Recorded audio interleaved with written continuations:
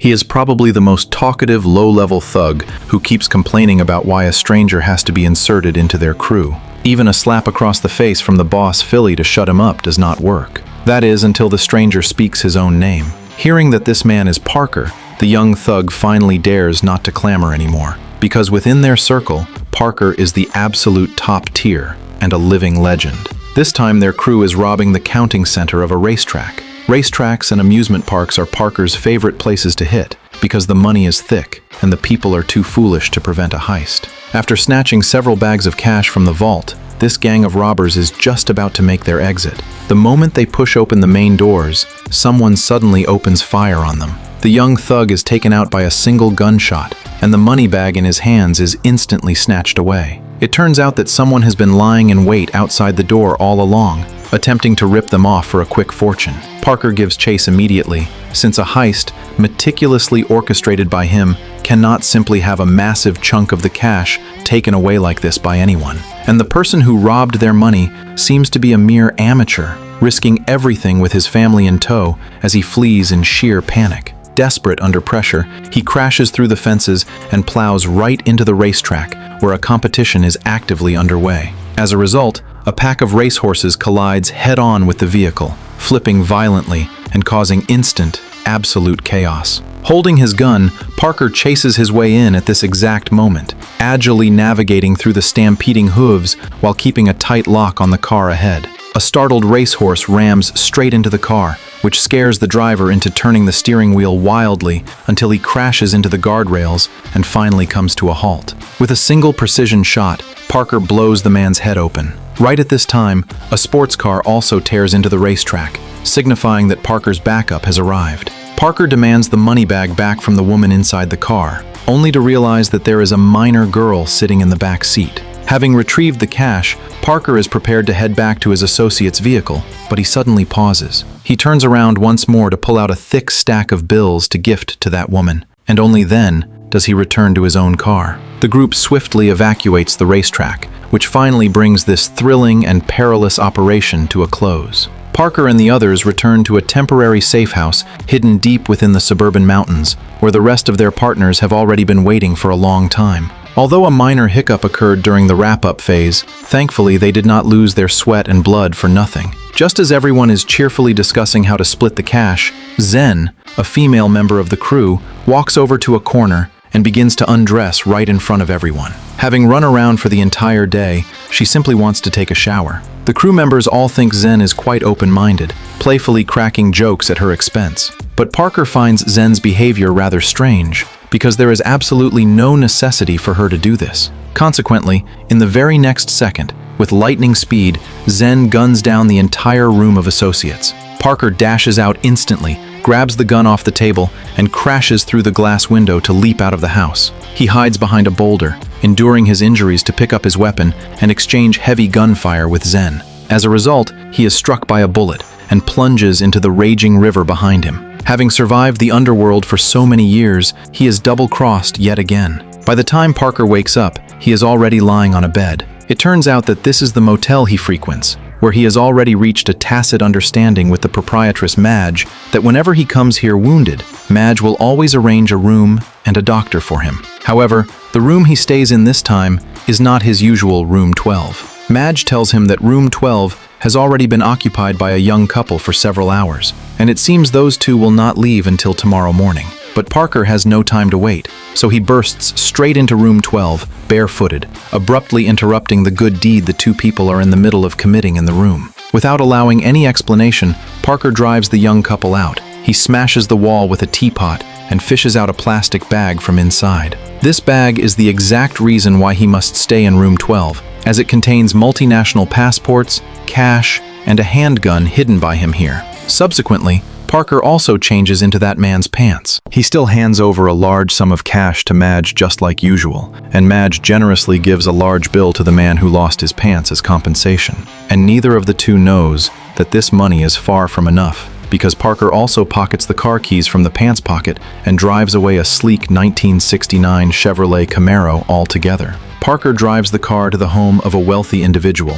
This woman is Philly's wife, Grace, Aside from coming here to tell Grace the tragic news of Philly's fatal accident, he also comes because Zen, who shows absolutely no hesitation when taking lives, was brought into the crew this time by Philly, meaning he wants to ask Grace to provide information about Zen. Holding back her tears, Grace writes down a person's address and hands it to Parker, noting that this individual might help him locate Zen. Just as Parker wants to leave, Grace calls him back again. She wants to ask Parker to do her a favor, which is that if he finds Zen, he must take her out with his own hands to avenge Philly. Parker does not utter a word, but Grace knows that he has agreed to it. A playboy has just kissed two women goodbye at the hotel entrance before getting into his luxury ride. However, his personal chauffeur pulls out a gun and points it right at him. It turns out that Parker has swapped out his driver and boarded his car. He is the exact person provided by Grace, an equipment broker. Thinking himself a man of the world, Reggie does not want to give this stranger any useful information at first,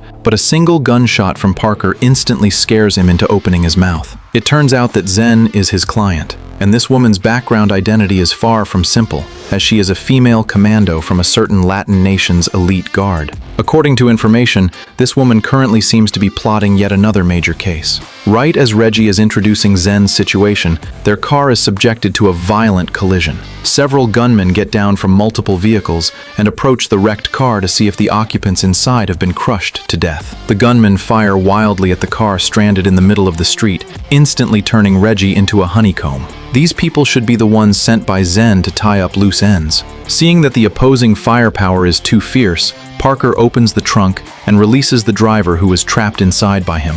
Unexpectedly, the driver is also a ruthless character who pulls a concealed gun from his pant leg and shoots right back at the gunman. This move of Parker's yields a pretty good effect, and within just a few short minutes, the gunfight comes to an end. He thinks all of the opponent's men are dead, but one still runs out from a vehicle, whom he shoots right in the thigh. This is his live navigation to find Zen. At this moment, Zen is standing on an unfinished building, actively discussing the details of a deal with her new business partner. The very moment they step into the floor, Parker appears right in front of them with a gun in his hand. Before taking Zen out, he wants to first retrieve the money from the previous mission. However, Zen tells him that all of that money has already been spent. Enraged, Parker fires multiple shots in succession, taking out the man standing off to the side. Now it is Zen's turn to get anxious, because this person was a vital member of her next major project. Parker suddenly develops an interest, as he really wants to hear what this new project of Zen's is all about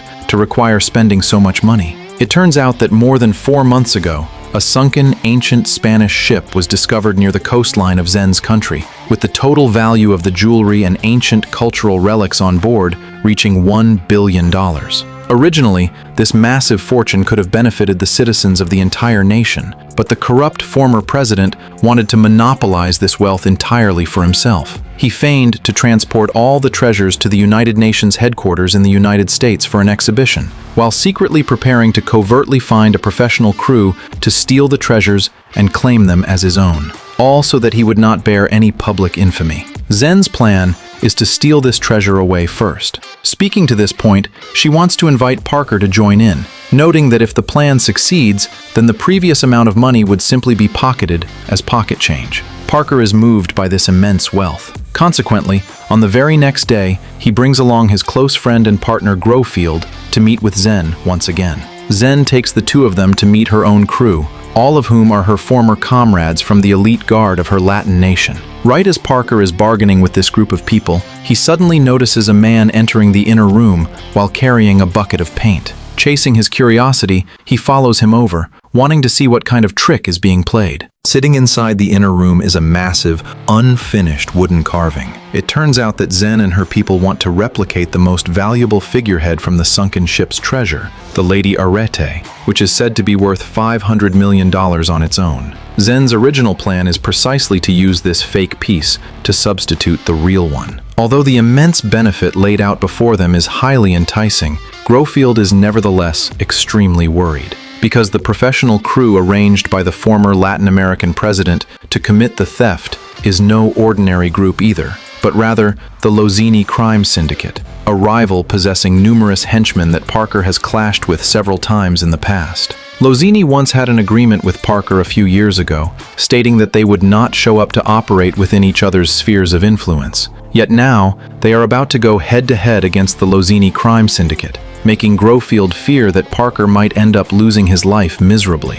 However, Parker maintains an expression as calm as a light breeze, remarking that it remains uncertain who will end up taking out whom. For the sake of this major operation, the resource-rich and well-connected Parker once again assembles a brand new crew. Then, he begins to plot out his brilliant and exquisite theft plan. First of all, he will not actually go to the United Nations with Lozini to steal the items, but will instead wait until Lozini's henchmen have stolen the treasure out and transported it onto a subway train before they begin to make their move. Everyone in the crew will have their own division of labor and arrangement, which involves causing the train to derail at a designated curve so that it plows into a sand pile, after which they will load all the treasures onto a truck and drive them away. Everyone knows that the plans orchestrated by Parker are highly renowned within the industry, so none of them harbor any doubts, resulting in everyone agreeing to meet and assemble tomorrow night before the Lozini group makes its move.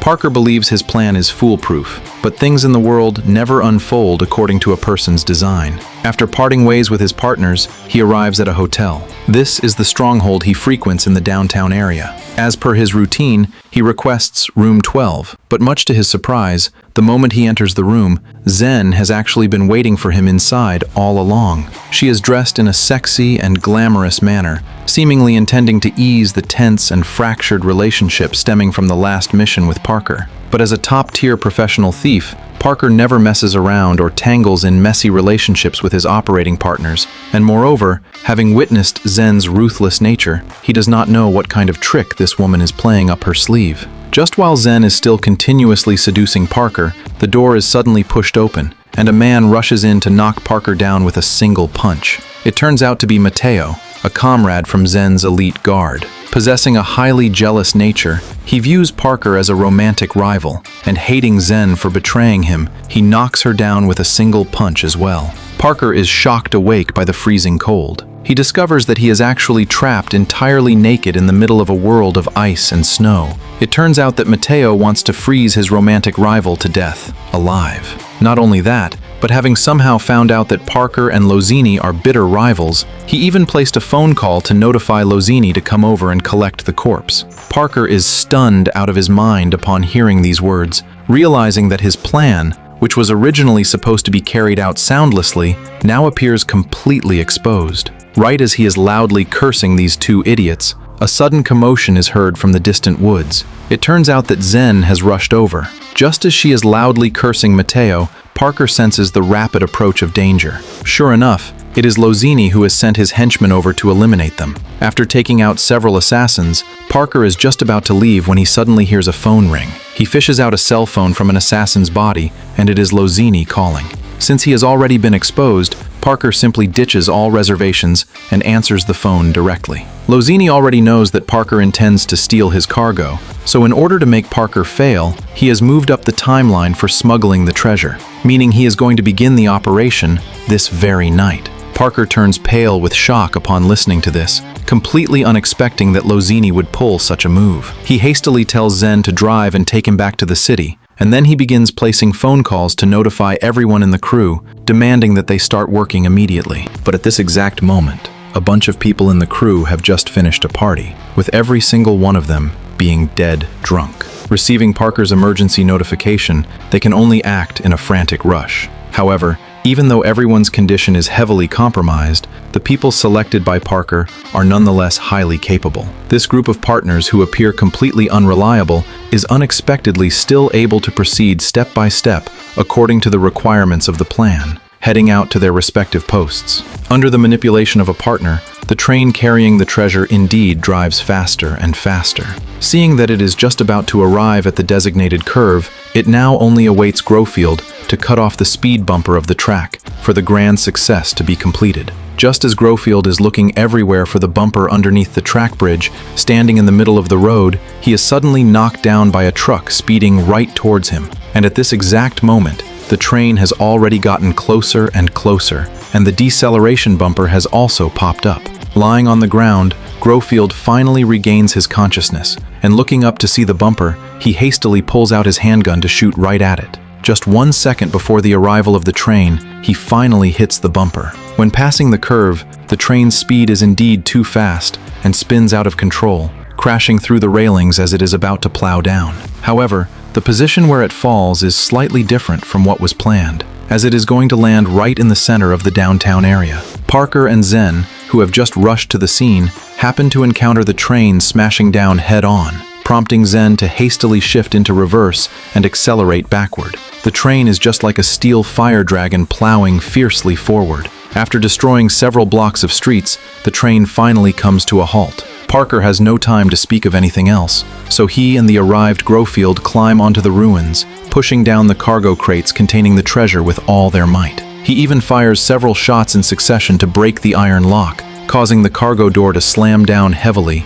and expose the items loaded inside. Yet what is loaded inside is not any treasure at all, but rather a full crate of rocks instead. It turns out that they have been fooled by the old fox Lozini, since the treasure they stole never boarded this train to begin with, as he simply wanted to ensure Parker could not steal a single thing. Parker loses this round. Not only that, but Lozini has also dispatched a massive number of assassins to lie in ambush here, intending to eliminate Parker and the others. Having no other choice, they can only retreat while fighting back. The mission has failed, leaving everyone depressed and speechless. And not only is the treasure not in hand, but several partners have even ended up on television, becoming wanted fugitives. And Zen, holding her luggage bag, is prepared to pack up and leave. But Parker calls her to a stop, because he has not been defeated yet, as he still possesses a second plan. He quietly listens to his partners vent a round of complaints before beginning to recount his brand new proposal. This time, they are not stealing anything else, but specifically stealing that figurehead from the sunken ship worth $500 million, the Lady Arete. And this time, Parker is bursting with confidence. He knows that Lozini will deposit all of the treasure inside his exclusive vault in the suburbs. This vault is guarded by dedicated personnel, where all the treasures will be placed inside an indestructible iron cage, and the iron cage will only open precisely at 8 a.m. every morning. Parker is precisely going to make a move on this vault. First of all, he intentionally has his partners stage a car accident right at the main entrance of the vault. Seeing through the surveillance that someone has gotten into a car accident at the entrance, the scared security guard hastily exits the security room, coming outside to see what the situation is. As a result, the security guard is subdued by Zen and the others with absolute ease. Parker takes Grofield to control the security room, entering into the interior of the vault. The two of them engage in a round of arrangement and busywork, blasting open a thick vault door. And at this exact moment, Lozini, who has received the notification that the vault was broken into, becomes exasperated, hurriedly arriving with a large squad of men and horses as well. Holding his gun, he rushes anxiously into the vault, only to discover the blasted open iron door, and the figurehead deposited inside has already vanished into thin air. Lozini curses out loudly in rage, but he suddenly catches wind of some movement. He hastily leads his men to run toward the back door and consequently catches sight of a flatbed truck loaded precisely with the figurehead. He hurriedly calls all of his henchmen to give chase. At this time, Parker and Grofield are speeding across the snow when suddenly pursuing troops block both roads ahead, forcing Grofield to make an emergency U-turn to flee. The assassins in the pursuing vehicles fire wildly from behind, and the stray bullets unexpectedly sever the straps binding the figurehead. In order to protect the figurehead from falling off the vehicle, Parker disregards the danger to climb onto the flatbed at the back. Losing his way in a panic, Grofield drives into the town, where he wildly turns the steering wheel in order to evade the vehicles, resulting in Parker at the back being flung right out. And before Grofield can even drive much further, his path ahead is blocked by the assassins who have barred the road. He can only turn around with the intention of running toward the mountain, but how could he have expected that the figurehead, whose straps were already severed, would slide straight off the flatbed truck due to the angle being too tilted, landing right in front of the assassins? Grofield alone has no way to turn back to snatch it, so he can only drive away in a crestfallen manner. And Lozini, having snatched back the figurehead, is also broken into a cold sweat, as he no longer dares to put the figurehead back into the vault. Therefore, he immediately contacts the buyer, Phineas, intending to directly offload this precious item overnight. Phineas originally does not want to agree, but much to his surprise, Lozini forces the sale upon him, having already pulled the figurehead right to his front door. Phineas dares to feel angry but dares not to speak out, so he can only have people transport the figurehead into his luxury mansion. Although this kind of forced transactional business by Lozini makes Phineas a bit displeased, he is nevertheless still very happy when this figurehead worth $500 million sits right in front of him. After all, this figurehead's body is completely embedded with various large and small diamonds and gemstones. Just like caressing his own beloved woman, he gently touches the figurehead once, causing a gemstone to fall right onto the ground. Phineas hastily bends over to pick it up, only to discover a string of letters on the back of this great treasure, revealing that this is unexpectedly a plastic toy product for children. Lozini receives a phone call from De La Paz, the president of the small Latin American nation. He is currently right inside Phineas's home and has already come to know that the figurehead is a fake. He is not merely suspicious now, but absolutely certain that Lozini fabricated a fake product to deceive him and decides to dispatch soldiers to eliminate him. Having finished speaking, he no longer wastes words and hangs up the phone, leaving Lozini with no opportunity to explain either. He figures it out, realizing that this must be a trick played by Parker. This time, he guesses correctly. This is yet another new scheme orchestrated by Parker. The moment they arrived at the vault, they first repainted the numbers on the wall, intentionally switching all the numbers to different positions, and then blasted open the empty storage vault with its iron bars wide open to leave for Lozini to see, making him fall for the trap. And at this moment, Parker has already blasted open the real vault, number 1. Unable to wait any longer, Zen runs to the entrance to take a look, and her deeply craved figurehead is indeed waiting quietly right there. Parker checks the time on his watch, seeing that it has just struck 8 o'clock, and the iron bars completely open in response. They have finally obtained the figurehead. After binding the figurehead tightly with straps, Parker tells Zen and Grofield to go drive the car over. Just as he wants to grab his cell phone placed on the ladder, the phone is shot away by a single bullet. It turns out that Lozini has arrived with his henchmen. Lozini still admires Parker quite a bit, noting that this master thief indeed lives up to his reputation, playing them in circles and almost allowing him to succeed. Just when Lozini believes himself to be the final winner, a tiny bomb remote controller unexpectedly appears in Parker's hand. It turns out that he had already installed explosives onto the figurehead just now. Following that, Parker presses the button without the slightest hesitation. After eliminating the thugs who are still able to crawl back up, Parker arrives right in front of Lozini. The figurehead worth $500 million is just destroyed by him like this, and he does not care about this item at all, since no matter or person can control him or sway him. Parker takes out his old rival Lozini with a single gunshot, before walking out of the vault in a staggering manner. Grofield drives the car to pick him up and leave. At this time, chaos has already broken out outside the vault, as De La Paz's guards have already rushed to this place.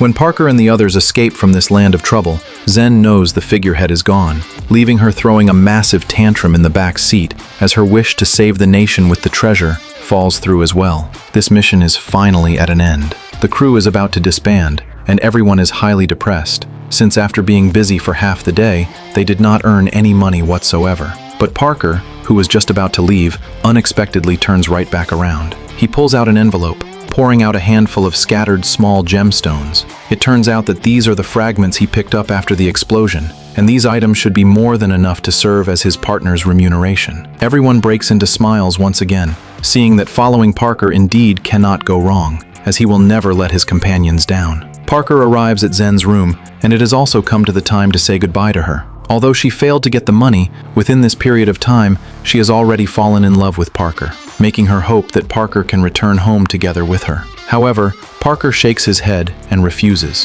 He pulls out his handgun, as he and Zen still have an account to settle, which is the blood debt left behind from the previous mission. The things he promises to others, he will absolutely get them done, which is his code. A single gunshot echoes within the room. Parker leaves the room, hanging the "Do Not Disturb" sign right on the door handle. His account is finally fully settled. He arrives at Philly's home, pouring out diamonds worth over 400,000 right in front of Grace. This man keeps his promise, absolutely delivering what he said he would do. Although Parker walks in the gray area, he still holds fast to his own rules. The world he resides in might be chaotic and filthy, but he still maintains clarity amidst the chaos, refusing to become a treacherous traitor. Compared to other thieves who slaughter their companions for the sake of benefit, his code appears even more precious. We might have to face the darkness, yet we can choose not to become the darkness itself. That is all for today, and we will see each other in the next movie.